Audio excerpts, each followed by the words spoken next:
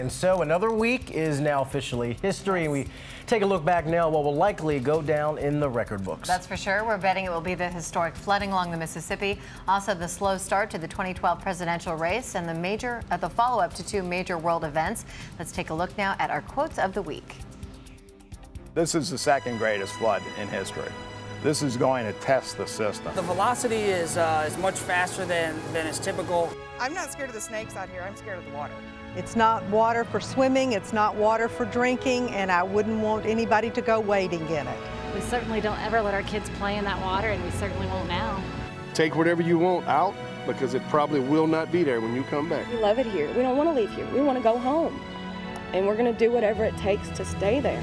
We think that there had to be some sort of support network for bin Laden inside of Pakistan. If any member of the Pakistani government, the Pakistani military, or the Pakistani intelligence service knew where Osama bin Laden was, we would have taken action. He was more involved than most people realized, not just in giving strategic guidance, but into providing operational details into some of the plots.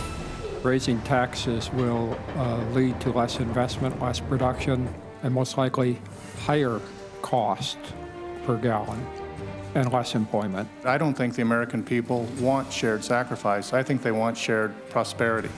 It's so profound to see someone who had no face, and suddenly there's this new person. We both love each other very much. We're very fortunate, and we're taking one day at a time.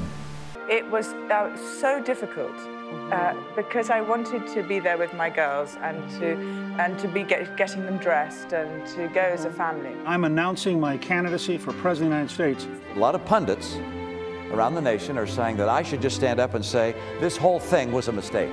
I, in fact, did what I believed was right for the people of my state. What I do is wash it with Head & Shoulders. I don't dry it, though. I let it dry by itself. I then comb my hair. Yes, I do use a comb. But it's not really a comb over. It's sort of a little bit forward and back.